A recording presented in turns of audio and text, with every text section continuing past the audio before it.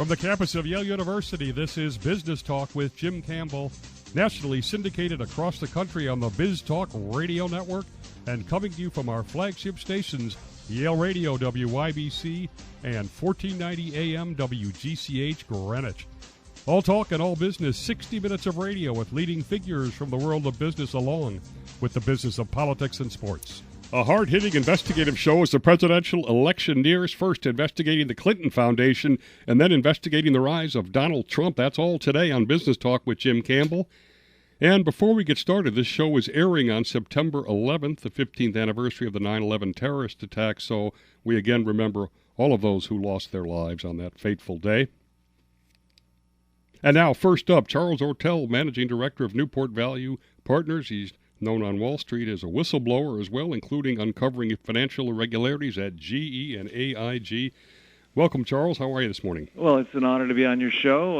I owe my life to Yale. My mother and father met at Yale, and I myself am a graduate of the class of 1978. Oh, congratulations. Anyway, I've seen you call the Harvard MBA out to get the Clintons. I want to start off quickly with, tell us who you are. Do you have any link to the Trump campaign, your motives, etc.? Oh, thanks for asking. So I am actually nonpartisan. I was at Yale involved with the Yale Political Union. I was chairman of the Conservative Party, and that experience left me with no interest whatsoever in party politics. So I'm a private person. I was fortunate to be able to retire at age 46 in 2002. And, I have interests in wealth management, in charity, and in history. And I like solving complex problems, which is why I came on GE. By accident, actually, and nobody could figure it out. And I said, why don't I see if I can figure out what's going on here? And I did. Similarly, somebody said to me in an idle moment, I've heard about this Clinton Foundation, but I honestly don't know what they're doing. I've looked at their books, and I can't figure it out. So my ears perked up. Now, I've been on the board of two charities. I'm still serving on the board of one. Last year, I didn't, when I started on this, I actually had never looked carefully at the forms that you have to fill out when you run what's called a public charity, when you're soliciting money, as we are, on the phone right now. The Clinton Foundation is soliciting funds via the internet, maybe by phone and mail and stuff like that. Your filings need to be in the public domain, wholly true and accurate. They can't omit material facts. And when you set up a charity, you got to file forms with the feds, the IRS, that are public. And then to solicit in 46 states and Washington, D.C., you have to register and file annual reports. The public can see those. And if you're operating internationally, you've got to file various reports internationally, which are all available. So I began the process of looking and combing through those forms, and several non-GE light bulbs went off in my head, and I realized that donors to the Clinton Foundation have to file forms as well, explaining how much money they gave to the Clinton Foundation. And when I started checking the large donors, the Gates Foundation, more than $200 million to the Clinton Foundation year by year, and Unitaid, the largest donor, more than $600 million year by year, the numbers didn't match. The numbers in the donors form didn't equal the numbers that, the corresponding numbers that you can find in the Clinton forms. And I said, this is not right. This can't be right. And then I started really looking at it. And I reached a conclusion, frankly, last year that it was a fraud. And I started, reaching out to people. But, of course, last year, people assumed that Hillary Clinton would get the Democratic nomination and beat any Republican. So, people really weren't inclined to listen to me. So I realized I had a very tough road to hoe. I realized it would have political implications, and I didn't know when I started who the Republican nominee would be. But I decided I was going to do this for people who give money to charity. Jim, when you look into the facts, and I have a report on my website, www.charlesortel.com, all of it's free. You can download it, and it has some information, April 20th, 2015, about who gives money to charities. And it turns out that relative to income, the most generous people in America are the poorest people. The bottom 80% who have no financial assets give disproportionately high percentages of their income, their dwindling incomes, frankly, to charity. And the charity sector in this country is one of the reasons that this country, in my opinion, is exceptional. A lot of wonderful people give of their precious time for no money, typically, for minor money, and they do great things, whether they're from a right-leaning perspective or a left-leaning or no political perspective whatsoever. They do really wonderful things, and the best of them don't go around bragging about it. They do charity out of love, out of the spirit of human kindness, to really, truly try to help people. And when I realized that a lot of gullible people and people who, should know better, should check the facts, were giving, as it turns out, declared contributions of more than $2 billion to a suspect charity that's never been audited, never had a legally compliant audit, I felt I should do something about it, that I had the training. Actually, as complicated as this is, it's a lot less complicated than GE or AIG or GM, which are three companies that I've studied and exposed in the past. So I decided I'd do something about it, and I don't care what the political consequences are. I think it is despicable to operate a charity and instead to be diverting sums to who knows where, away from the truly desperate and needy and afflicted people by natural disasters, by their lot in life to live in places like Haiti and Papua New Guinea and other in Africa where there's really little hope for you. You shouldn't be standing up as a former president of the United States, letting governments send you tons of money, refusing to account for it, and then walking around trying to take credit for all your good works. It's just wrong. Let me ask you, Charles, to me there's an issue on lax controls, and I'm surprised to hear they've never had a financial audit.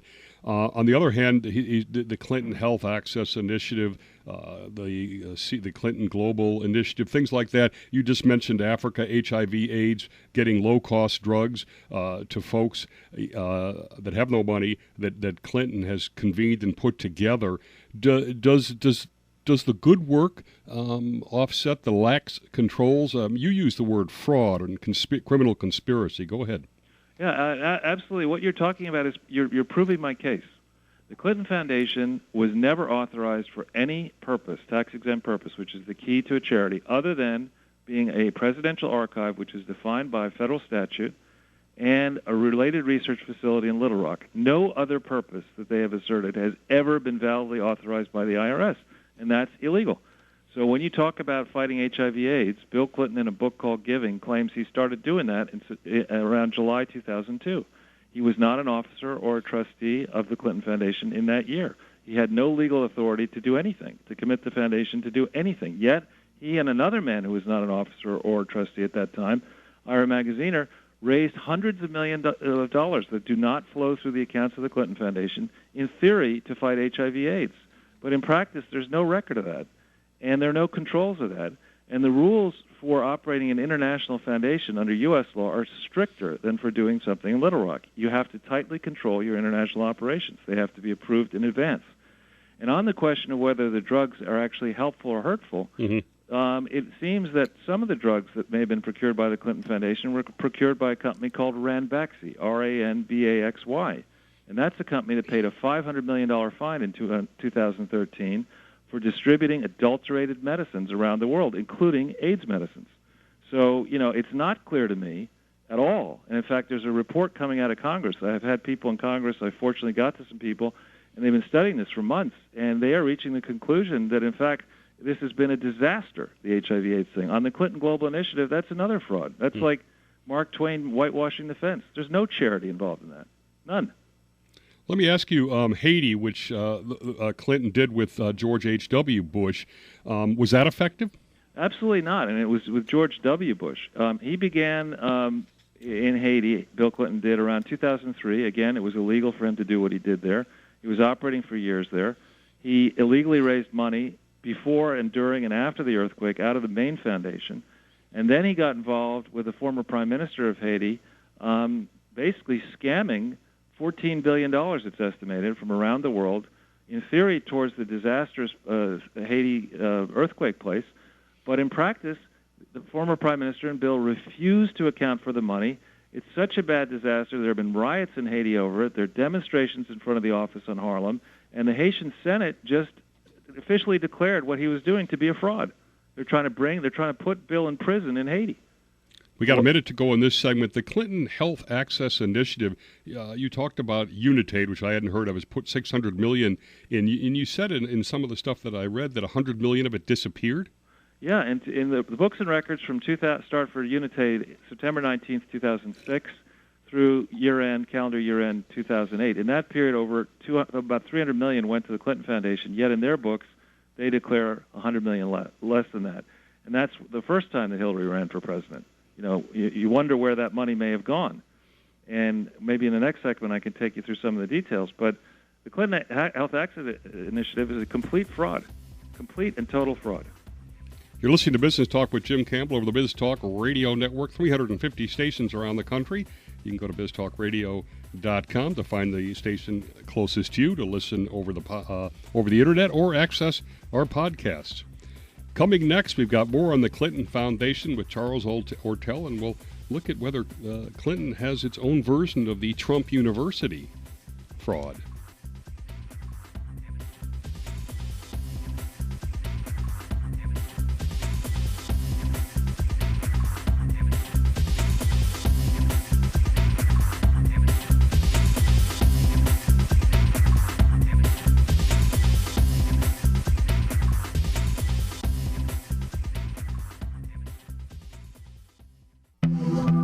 And we're back talking with financial whistleblower Charles Ortel. He's been looking into the complex underlying plumbing, if you will, of the Clinton Foundation.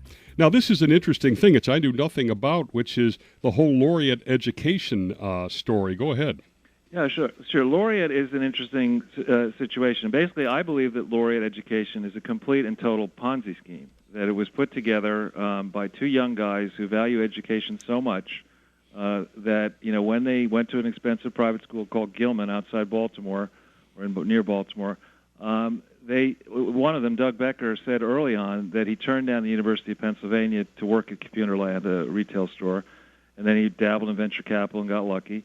The other one, and then later the story changes, and Becker turned down Harvard and never went to university. Yet today, these gentlemen operate a string, the largest string around the world, of for-profit higher education and physical plant, internet-based universities. Now, when I invest in companies, the way I think about it, first, I don't even look at the numbers or any words. I just think about, the industry, and does it make sense to have a for-profit university? I mean, you're there at Yale.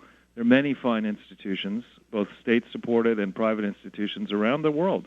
There's a surplus of educational institutions, and most of them do not have to earn a profit for their investors. So why would it make sense to be a professor at such a university? And why would it make sense to pay a lot of money to go to such a university where, in fact, the university has to, these laureate places have to return a profit to their investors? So at surface level, it doesn't make sense. Student loans are very expensive, and, it used to be you couldn't discharge them in bankruptcy. I don't know if that's still the case, but, to take out subprime loans to go to university competing with all these other ones around the world, and then you look at the numbers. There's a filing for Laureate. They intend to go public and restructure their debt. This thing has over $4 billion in debt. It has equity of around $400 million or so. Its financial statements are a horror show of, increasing revenues and widening cash flow and other losses. But the most horrifying thing about Laureate, when you look closely at the disclosures, which are available on Edgar for anyone to see, is that the risk factors state around page 52 or so that it doesn't have any internal controls and can't remedy the situation until 2017. So it's a mess. Now, when Hillary Clinton was Secretary of State, they decided to hire Bill Clinton as a part-time honorary chancellor of this whole system, making, on average, $3.3 million per year. But that compensation has never been disclosed in the Clinton Foundation 990s, even though Laureate is a joint venture partner. Laureate, remember, is a for-profit institution, is a joint venture partner of the Clinton Global Initiative and something called Clinton Global Initiative University, which you're not allowed to call an entity in a university in New York, which is where it's controlled from, unless you are, in fact, accredited. And this thing has never been accredited. It created something called the Clinton Global Initiative, Inc. in 2009. There are statements for it. And their disclosures about the size of Clinton Global Initiative University. Well, the size of their programs is smaller than the pay that Bill Clinton received. Now, that's the quid. What's the quo? The quo, when this mess couldn't go public in 2012, in 2013, the International Finance Corporation, part of the World Bank, or allied with the World Bank, influenced by the Secretary of State and the U.S. government, gave it a $100 million equity investment, convinced a fund it controlled to give it $50, and a sovereign wealth fund to give it another $50. And then you look behind the curtain at all the investors and lenders to Laureate, at all of them who've given speaking fees to Bill and later to Hillary.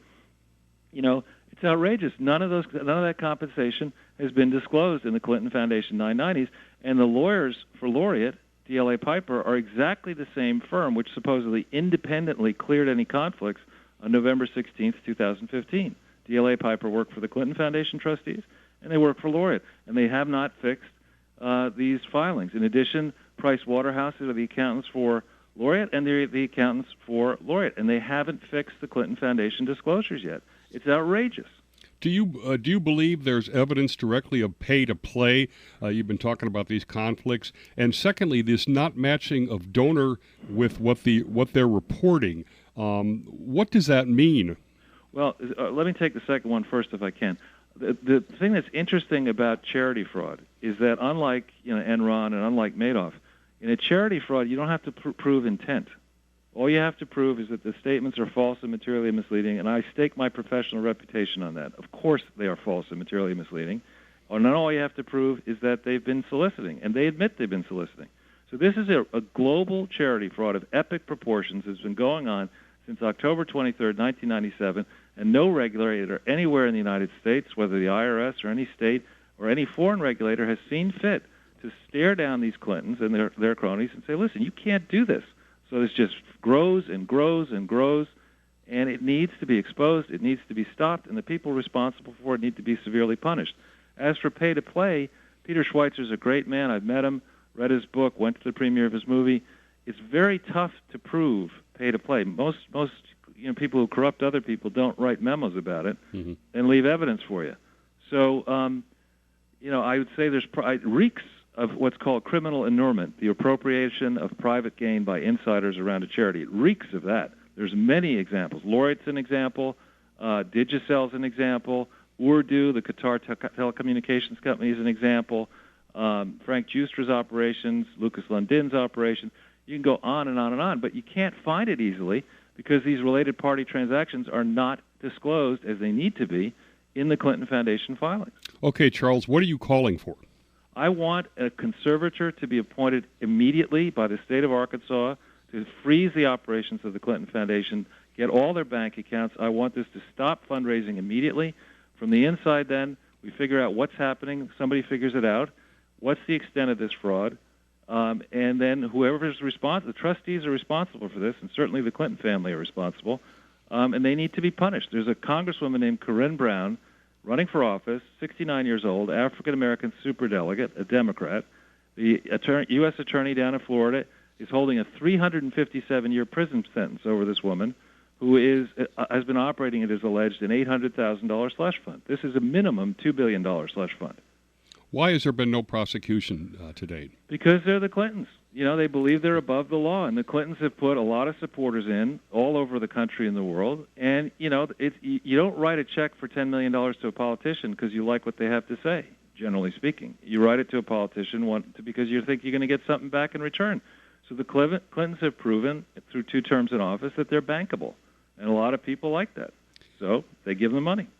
Well, let me ask you this as we get down to the final minute. Somebody told me, or I've heard, that in the next 3 weeks there will be damaging stories, even worse than this, that will be coming out related to the Clinton Foundation. Do you know anything about it? Well, I don't know. They might be referring to the work I'm doing. On my website, I'm going to be putting out something Sunday, Monday night, focusing on the Memorandum of Understanding, which is a complete fraud that was entered into to sort of clear these conflicts, but it's not a legally enforceable document. And I'm going to explain what the true state of the Clinton Foundation was on November 16th, 2008, when that was signed by Valerie Jarrett. There's a lot of meat here. There was construction fraud and bank fraud and wire fraud, building the complex out in Little Rock. And you can take bits and pieces of this. It's a big story. 10 seconds. Where's the IRS in all this? Well, I wrote an article, with so many red flags. Why isn't the IRS auditing the Clinton Foundation? It's on Breitbart. It has 70,000 Facebook shares. I pointed that out March 16th, 2015. All right, we've been talking to Charles Ortel. You can tell he's done a deep dive into the Clinton Foundation. A lot of questions on the table. CharlesOrtel.com. You can find out everything he's done. You're listening to Business Talk with Jim Campbell. Coming next, we'll look into Trump.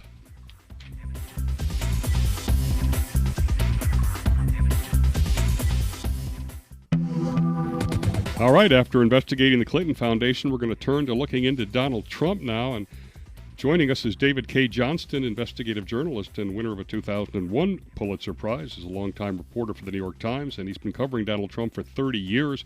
His new book is The Making of Donald Trump. Welcome, David. How are you this morning? Well, just fine. Thank you for having me on. Before we jump into your stuff, I want to get something that's very recent, which is this Trump Foundation making a $25,000 donation to the Florida Attorney General. It's obviously illegal to make a contribution from the Trump Foundation. She was also looking into whether she should take any action against Trump University. Do you have any thoughts on that? Well, sure, and it's in my book, The Making of Donald Trump. This was an illegal action. There was an effort to cover it up by the Trump people. They say it was a simple mistake, yet they've asserted that the money went to a group in Wichita, which never got a dime from the Trump Foundation. Then they claimed, well, no, it was another group in California. The law is very clear. Charitable foundations are not allowed to make gifts to political campaigns. And yet the treasurer of the Pam Bondi campaign said 3 years ago, we're perfectly comfortable with this gift from the Donald J. Trump Foundation. And the very troubling part is the appearance here of exactly what Donald Trump says he does, pay to play. Yes. Or in this case, pay to not pursue. Why would he make the contribution from the foundation, which is obviously illegal? That is maybe where the mistake is. And okay. It is possible, but not likely, that was a simple mistake at that point. But they then lied and tried to cover up about it. And as my book shows, this isn't the only time Donald Trump has tried to cover up his tracks by far, where he's done things that are illegal, some of them far more serious than this. Yes, well, we'll get into those. I always think that Trump is so cheap. That money's not really his money. Most of it he hadn't even put in the foundation. That's right. So it's a way of giving a donation without giving his own money. Most of the money in the Trump Foundation comes from vendors like the guy who sells the necktie or makes the neckties in China for him, and they are economically a legal form of a kickback from other people. But there's another revealing fact about that Trump has not contributed to his own foundation except one gift in years, suggests quite strongly, along with all the other evidence that's in The Making of Donald Trump, that he doesn't pay income taxes. Yes. That he reports zero or virtually zero income to the federal government, because if you are reporting zero or virtually zero income, of course, there's no value in the tax deduction. It's also making a charitable gift. What's also interesting, I don't want us to get us too distracted by this. I looked through the 100-page filing of the supposed $100 million he said he's given to charity over the last 5 years, and I couldn't find one instance of an actual cash donation. Right. And Donald's given away instead things like a free round of golf at his golf courses. The entire thing. That's right. And he suggested that he took a $26 million deduction for giving an easement on a piece of land in California at his golf course, a piece of land which is not developable because it's in an earthquake active zone. I mean, the land literally moves all the time in this particular place. But he's made public statements that suggest strongly he took a deduction for it, even though it had no value as anything but open space. All right, let's go back now in history. Are you making the claim that he has had ties to organized crime? I don't make claims. I write facts, verifiable facts from the public record. And Donald Trump's entire life, the public record shows that he has embraced for profit Russian mobsters, American mafia, con artists, swindlers, and most importantly, a major cocaine trafficker who supplied him with his helicopters, managed his personal helicopter, and whom he sought mercy for when he got caught. And it turned out he was a really big-time drug trafficker, making shipments of up to 1,500 pounds at a time of drugs between Miami and Cincinnati, Ohio. So there's no claim. There's public record that thoroughly establishes this throughout his career. Why was this guy? Why was he doing business with a cocaine trafficker? That's one of the great mysteries in my book. But since there are many other people who have helicopter companies whom he could have gone to, this was a badly financed company. They went through bankruptcy twice. He kept sticking with him. He rented the guy and his brother an apartment under very unusual circumstances that I describe in the book. But most importantly, he wrote a letter pleading mercy for this guy when the case was moved from Ohio. Not something, by the way, neither defense or prosecution can explain, to Judge Marianne Trump Berry, his older sister in New Jersey. Now, she removed herself from the case after several weeks, but nonetheless it was before her, and that put the other federal judges on notice that they had a colleague who rides around in helicopters provided by a major drug trafficker. Trump wrote a letter pleading for mercy for this stand-up guy who was a diligent citizen.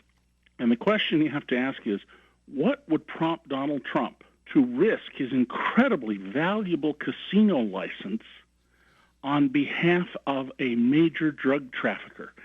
And Donald's never had to answer that question. No one in the national press has asked that question, even though I've been raising it now steadily for a year, and it's explained in full why we should be asking that in the making of Donald Trump. In fact, the national press doesn't seem to have investigated these ties to organized crime at all. Let me ask you this. There's a history of a lack of due diligence on all over the lot. Trump University, which was a bait and switch, Trump Network, which was a pyramid scheme, Trump licensing all these buildings and people thinking that he's the developer when he's not, sort of a con. What is, and every one of these, he associates or with people that are either not good or incompetent. What about Donald or about the news media? No, Donald. Okay, well, Trump's whole life is a con job. I mean, he is essentially a con artist. When I first met him, I recognized that he was this incredible salesman. I thought of P.T. Barnum selling you tickets to the Fiji Mermaid and other hoaxes. The other operators of casinos in Atlantic City were really fabulously competent operators like Steve Wynn, as well as some of his own executives. All were telling me Trump doesn't know anything about the casinos. He doesn't know anything. And I was like, oh, that's not possible. He's got 2 casinos. Yeah. This is the time. So next time I was with Trump, I made a false statement about the game of craps. And his answer immediately embraced that. And I had some others ready just in case, and I went through 3 or 4 of them. And he kept embracing these falsehoods. And that's when I realized it's a con artist. He's just like the psychics on TV. He doesn't know anything. He embraces things that will lead to answers he thinks you want to hear. And that's his style of operating. His business style is very, very, very clear. So this Trump University, all these things that look like they're frauds, is it because he doesn't do any due diligence and doesn't know what he's doing, or is it he knows he's doing a con? Oh, I think he knows perfectly well what he's doing, and Trump University is a good example of this. He put, in all of his enterprises that I know of, he's put no money into them. He actually did put a little bit of money into Trump University. That makes it a little bit different. But in his building projects in his casinos in Atlantic City, they were all negative investments. That is, he borrowed more than the amount of money that was needed and took money off the top. So he has a negative investment. And then his drive is to suck cash out of them as fast as he can. He's not building a business, and that's what Trump University was, getting people to go deeply into debt to pay him for information which the Texas Attorney General staff says was not even lawful, and take the money for himself. How does he think he could run for president with all this stuff in the background? Well, Trump believes that he's superior to the rest of us. I mean, one of his own sons has talked about this, that they're genetically superior. And Trump believes, as he said in his acceptance speech, that Trump alone can solve your problems. And he is so powerful that the minute he takes office, crime will stop in America. I mean, these are ridiculous statements. They're offensive in the first case to the notion of a democratic and free people. But in his own mind, he believes that, of course he should be president. And his vision of a presidency is becoming more and more clear every day. One thing that's bothered me about Trump as well, and I know people that have worked with him, is he doesn't pay his people, his subcontractors. The Trump Tower, when he built it, he had undocumented Polish workers in terrible conditions and then not even paying them all the time. Well, let's use his word. They were illegal immigrants. And a judge found that Trump engaged in a conspiracy to cheat these people out of their $4 an hour pay. Union pay at the time for demolition in Manhattan was $16 plus benefits that were worth probably another $15. And it wouldn't even pay these people until they were so badly off. They were living in the Bonwit Teller department store in Midtown Manhattan as they tore it down in the middle of winter with no heat. They were sleeping there. They had no safety equipment. They had no hard hats, no goggles. There's asbestos in the building. They had no face masks. Trump testified that he was totally unaware of all of this, and the federal judge ruled that his testimony was not credible because he had an office across the street with a window where he could see this. He went to the site a number of times and was photographed there, and the judge said it was easy to spot the Polish Brigade, as they were called. These are the $4 an hour guys who were not paid. It was easy to spot them because they were the only people on the work site without hard hats. The man has no regard for other people. Last national segment upcoming. Trump's net worth, his fitness to be president. Stay with us. And we're talking with investigative journalist who's covered Trump for 30 years. That's David K. Johnston. And this falls under the doth protest too much to me. Trump is incredibly sensitive about his net worth. What is his real net worth? Do you have any idea? Well, there's no evidence that Trump is a billionaire. In 1990, I broke the story that he was not a billionaire when he was going around saying on the same day sometimes $3 billion or $5 billion, which seems very odd. And a public proceeding established that he had a negative net worth of $295 million. Donald is a wealthy man at this point. I don't think anybody would dispute that he's a wealthy man. But the lifestyle that he has, particularly if he's not paying income taxes, as I suspect he has done not at all over the last 40 years or more than 1 or 2 years, wow. Only requires an income of in the neighborhood of $25 million. But there's no evidence that he's a billionaire. But he is incredibly sensitive. And under oath, when he was asked about how he determines his net worth, he testified that it was based on his emotional state. And the lawyer followed up and said, "I'm sorry, your emotional state?" You know, most of us, after all, right, we say, I own this and I owe this, and the difference is my net worth. And Trump goes, well, yes, it depends on how I'm feeling that day. And if things are going well, then I feel I'm worth more money. So just to make sure that clear, he's saying right now he's worth $10 billion. You're saying he's not worth $1 billion. I don't think there's any evidence he's worth even 1. But remember that back in June of last year, within a matter of days, he said 8.7, 10, more than 10, in one case 11. Right. And now we know from his testimony, because it's in my book, The Making of Donald Trump, it's his emotional state. It's not his financial state that determines in his public statements about his net worth. Now, he's put $50 million into his campaign, a lot of which he's getting back because he's using Trump properties, including he's tripled the rent now that he's not paying for it. He claimed he had $165 million in cash. Is he really cash poor? Is he that desperate? I would be very surprised if Donald has that kind of cash. Throughout his career, he has a long history not only of not paying his workers, not paying vendors, and engaging in deals that swindled other people out of their cash. But even in this campaign, he told the public that his loan to the campaign was going to be converted into a gift. Well, he hasn't filed that paperwork yet, and it's been a long time. Oh, interesting. I remember that. What is the true level of his debt, too? Because he's saying now he has very low level of debt, but you talk in your book of a lot of unrecorded mortgages, unrecorded debt. Right. Well, we know that his debt is at least $243 million.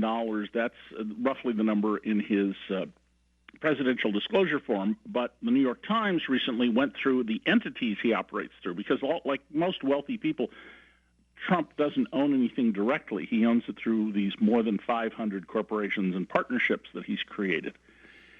And it turns out one of those is deeply in hock to the Bank of China. And the Bank of China, by the way, is the communist-owned, government-owned bank in Beijing.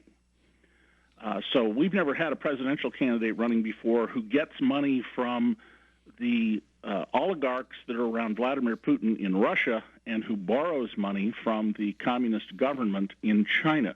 Unbelievable. Now, you talk about obscuring ownership. It was never clear what degree he owned the West Side yards. You talk about Mar-a-Lago. He claims he paid all cash. You claim he paid nothing. Is this all part of a way of trying to say that he's really no longer much of a developer, right? Well, yes. Trump has not been a developer for some time, except for his Chicago project, the Trump International Hotel and Tower, which is, I think, the 4th tallest building in the United States. The rest of it, it's golf, it's licensing his name, it's his television show, and that's because no American bank will loan him money And that's not surprising given his public statement, well, I borrowed money knowing I wouldn't have to pay it back. Psychologically, is your experience over 30 years that he's a pathological liar, that he's a bully, that sort of attaches itself to an immature level of personality? Does he have some sort of personality disorder? What's your assessment on all that? Well, I'm not a psychiatrist, but I can tell you the following things from my meetings with Donald, my interviews, lunch we've had with him, calls to my home. Donald creates his own reality. He says something, and that means to him that it exists and it's true, even if all the evidence in the world shows otherwise. And you see this when he denies he said things in the past where there's videotape of him very clearly saying it. And sometimes he contradicts himself within 30 seconds. He's done this during the campaign repeatedly. He doesn't know anything, so he makes it up. You saw this, and I quote in full in the book, his statements about the nuclear triad, where he had to be schooled by Marco Rubio, but the story's even worse than what you saw on television. And so in The Making of Donald Trump, I tell you the history behind that, which is even Hugh Hewitt, when I met him the other day by chance, was shocked at Trump's answers and explained why. He will tell you whatever he thinks will get from you what he wants. He will tell you no one reads the Bible more than Donald Trump, but he can't quote anything in it, and the one time he tried, he got it wrong. And he doesn't tell you, and the national news media is failing to report, that he has described those people who are believers of the teachings of Jesus Christ. He calls them fools and idiots and schmucks, and he's written extensively about his absolute contempt for the whole notion of not just Christianity, but basically all religions. Do you think does he want to be president? Is this now designed to set up an asset-building Trump TV? Do we know the real Donald Trump? Is there one? Well, I don't know there's a real Donald Trump because he's so emotionally insecure. He wants the title of president. This is the biggest thing you can win. And his father's whole focus on his sons growing up was you're supposed to win at everything. And what could be bigger than winning the election? He doesn't want to do the work of being president. He doesn't have the knowledge to be president. He doesn't understand, apparently, that you can't fire the Speaker of the House, judges you don't like, or the dictator in North Korea. But he wants the title. If he doesn't get elected, I'm sure you will see him now take this new audience that he has, perhaps with Roger Ailes and Steve Bannon, and create a new kind of Fox network. He's not going to go away from the public scene. Well, I have to say the book is tremendously detailed, a very good job, and has he threatened to sue you or anything like he does with anybody? Oh, yeah. Well, Donald threatened me numerous times to sue me. He called me April 27th and told me if he didn't like what I wrote, he would sue me. This was over a magazine article I was doing at the time. I hadn't even started the book. And Donald has threatened everybody. That's part of the reason the national news media are not doing their job. They know he can't win, but he can cost them tens of millions of dollars in litigation expenses. So we've heard from the Clinton Foundation and now Trump. Both are flawed. We'll let you decide. The listener, the choice may be between the least bad. Thanks to David J. Johnston. The Making of Donald Trump is his excellent book. Thanks to Charles Ortel. Thanks to David again. Thanks to our national audience for listening. We'll see everybody next Sunday on Business Talk with Jim Campbell. Is Donald Trump psychologically fit to be president? We get an objective assessment from a leading professor of psychology. That's today on Business Talk with Jim Campbell. Dan McAdams is the Henry Wade Rogers Professor of Psychology and Director of the Foley Center for the Study of Lives at Northwestern University. That's a mouthful. He's the author of George W. Bush and the Redemptive Dream, a Psychological Portrait, and The Art and Science of Personality Development. He's got a recent, much-noted cover story in the June issue of Atlantic Monthly, The Mind of Donald Trump, a Psychologist's Guide to an Extraordinary Personality. Welcome, Dan. Great to be here. Great to have a Midwest guy in a big university like Northwestern. Before we go, make it clear that this is not meant to be and wasn't done as a hit piece or anything like that. Yeah, that's right. The Atlantic had the idea of doing the article back in February, and they wanted an objective and dispassionate approach, and so I tried to hold the line on that. And give us a brief on what is the ethics of your business of doing this kind of thing without actually talking to the guy, or Right. Yeah. Well, let me say that we asked Mr. Trump for an interview. We didn't get a yes on that. But the ethics are pretty clear. I mean, what you don't do is offer any kind of diagnosis. You don't offer any kind of ultimate assessment of the man's mental fitness. And indeed, I'm not trained to do that anyway. I'm not a clinical psychologist. So what I'm doing instead is looking at basic ideas in personality and developmental psychology and seeing how they apply to understand what Donald Trump is all about. Okay, as you call him an extraordinary personality, in what sense do you mean extraordinary? Well, I think what's extraordinary about him is that, on the one hand, he seems so authentic to many people, and on the other hand, many people will say, it's Donald Trump playing Donald Trump. It's like he's always playing a role.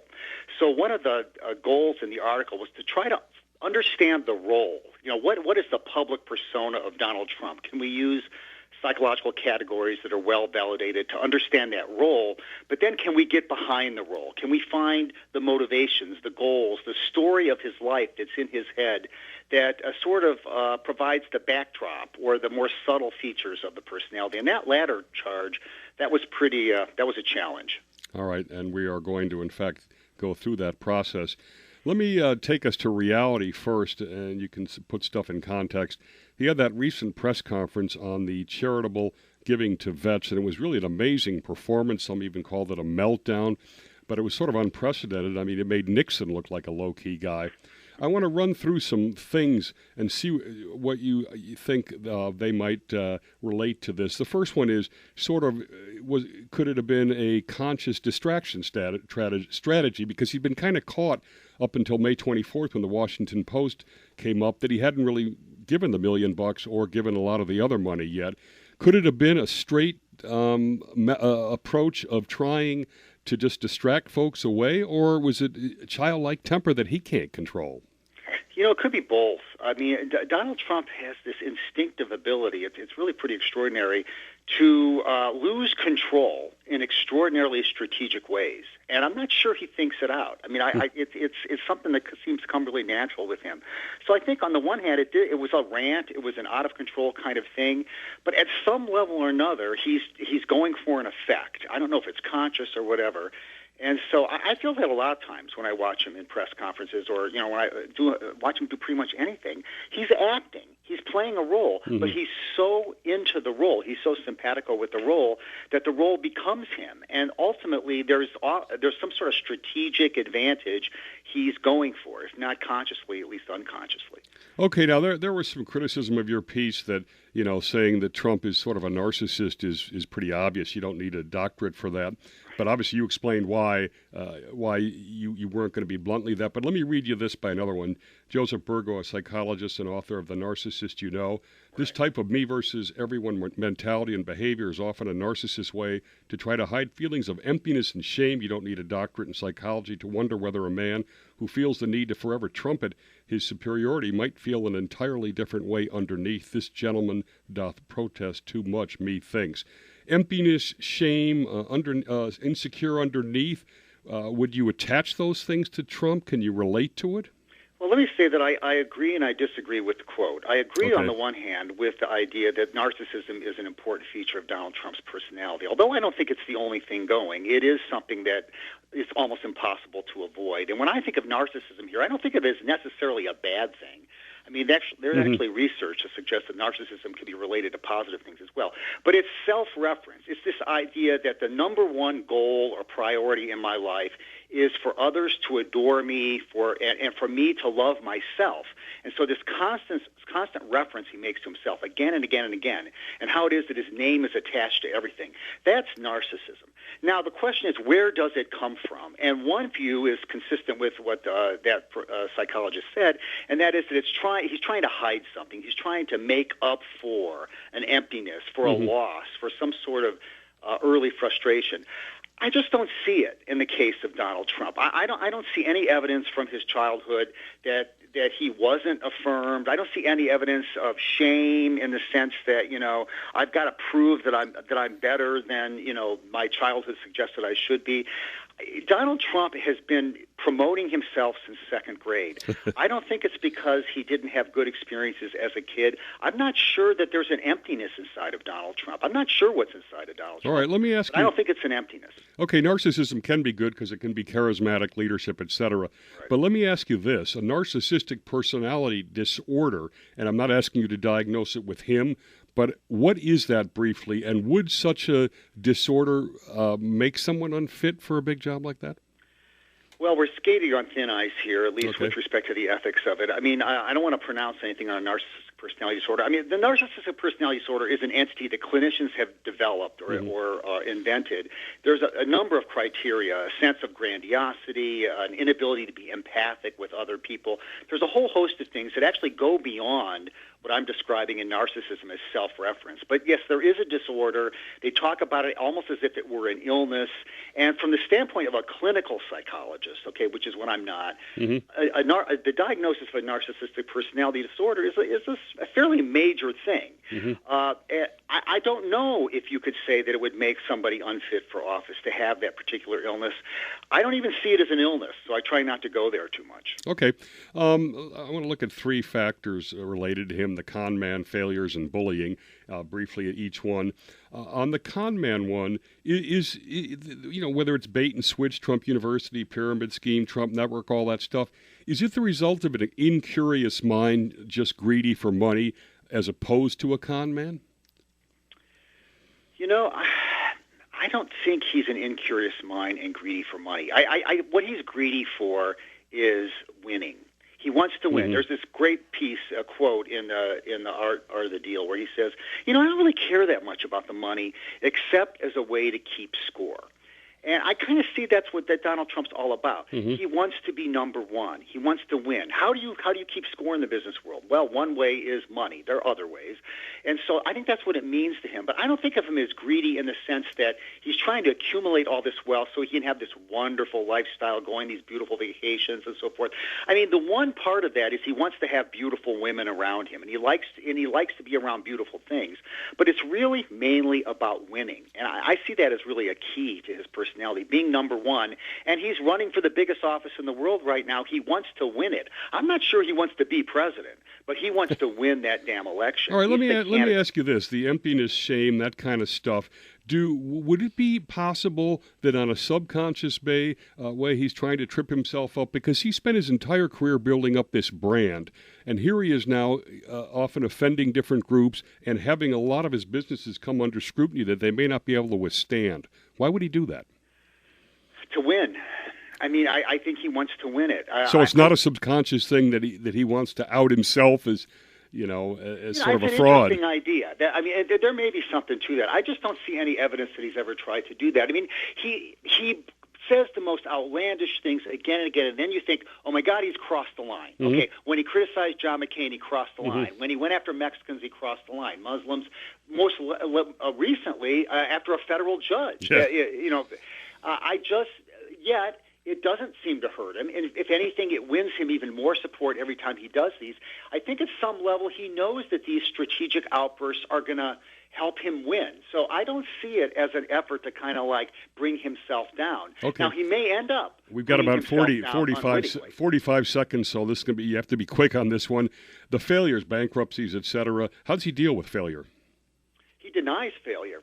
I mean, he doesn't call them bankruptcies. These were brilliant moves with the casinos and so forth in his mind. These are ways in which he comes out on top. Okay, let's move into this now. There's a big five kind of ways of looking at this, which you talk about, and particularly extroversion and agreeableness. Take us through the prism.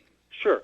So the way I think of it here is if we look at Donald Trump as a performer, as a social actor, we can evaluate him on five basic dimensions of personality. These things have been well validated over many years, fundamental traits, and they're extroversion, agreeableness, conscientiousness, openness, and neuroticism.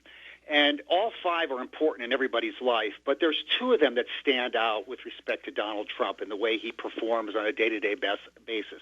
The first is extroversion. He's off the map on this one. Extroversion, it refers to being outgoing, gregarious, socially dominant, high energy. you're not going to find a more extroverted social actor out there than Donald Trump. So he's off the map high on that one, and he's off the map low on agreeableness, which refers to humility, care, empathy, altruism. I mean, that's not Donald Trump, right? I mean, he's the low end of that one, so much so, really, that when you look at past presidents, they've all been rated on these traits. The most disagreeable one you can find, according to historians and psychologists, is Richard Nixon. But he leaves Richard Nixon in the dust on this. I mean, he's really pretty amazing on that. So high extroversion, really, really low agreeableness, those are the two that stand out. And I don't think we've really ever had a candidate who has that mix just like that. Does it make him sort of inappropriate or lacking an understanding of politics? Well, these traits are mainly about how you perform emotionally and, what you're like on a day-to-day basis. You could, in principle, have a trait profile like that and have a very subtle mind and have a clear understanding of politics. I don't think he has those things, but I don't think it's so much related to the traits. I think it's something behind the traits. The idea that he doesn't really delve into the world of ideas. He doesn't really have a philosophy and all that kind of thing. But the traits are about behavior mainly and emotion. And that's where you see the explosiveness, this really high energy. I'm going to make a big mark. I'm going to take a bold risk. I'm going to have an impact on the world. And at the same time, I don't care very much about how this affects other people in a negative way. And that's where there's the lack of empathy, no concern whatsoever for the collateral damage that may occur from a result of his bold actions. Now, this being low on the agreeableness spectrum, you say can be associated often with untrustworthiness and dishonesty? Yes. Agreeableness is probably not a very good word for the term. I mean, it's a fundamental trait that's valued in all culture. How nice are you? How warm and caring? I mean, this is at the soul of humanity. And to be so low on that, is really disconcerting. It is indeed associated, as you suggest, with outright lying. I mean, there's lots of evidence to suggest that people who are very low on this agreeableness trait tend to lack trust. People don't trust them.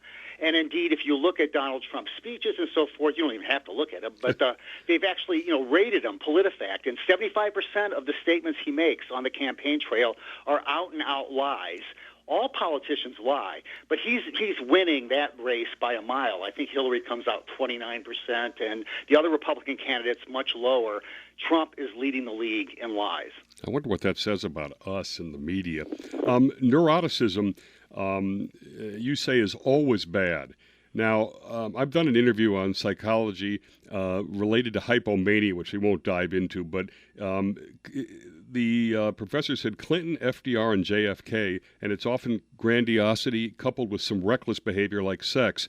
Do you think that that neuroticism is always bad? Yeah, I think when those folks are talking about JFK and hypomania and all that, I think they're talking extroversion for the most part.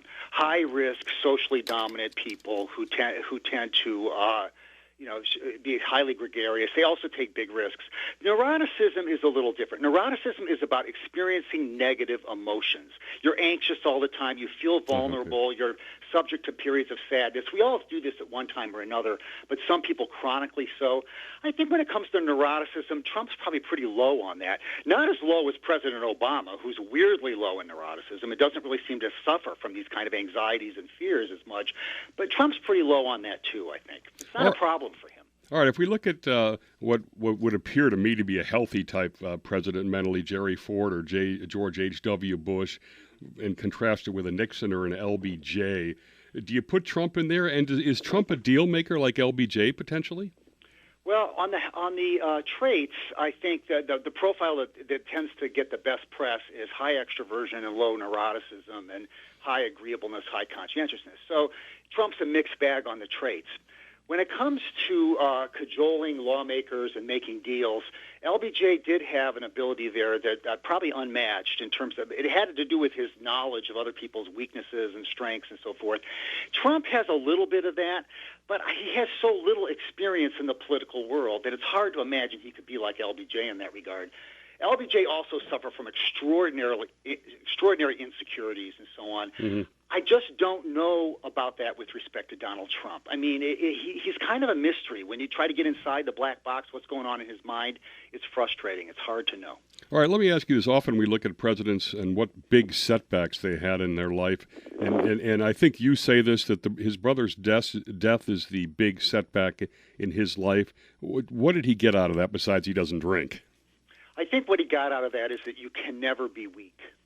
Although I think he had that already. I mean, this is sort of Donald Trump's motto in life.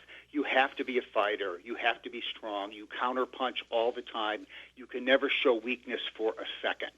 Freddie was weak in his mind. Freddie succumbed to alcoholism. Freddie couldn't stand the rigors of the business world. He loved Freddie. He admired Freddie, but he saw Freddie as a loser that way. So I think that's the big take-home there.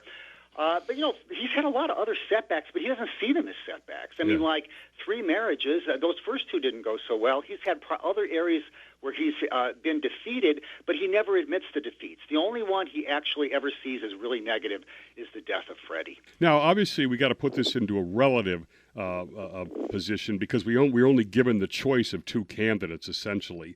So, obviously, you can't dissect Hillary Clinton. But on the big 5, do you put her in some category? Do you put her at a healthier level than Trump?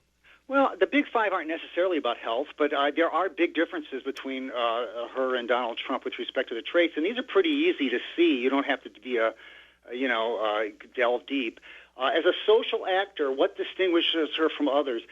Probably the fact that she's so conscientious. And I mean this in good ways and sometimes bad ways. People high in conscientiousness are hardworking, achievement-striving, dutiful, responsible. They're always the adults in the room. They're always trying to take charge and so forth. She stands out on that, I think, more than most presidential candidates would. I think the other 4 traits don't say much, but for her, conscientiousness stands out. Conscientiousness is a little boring.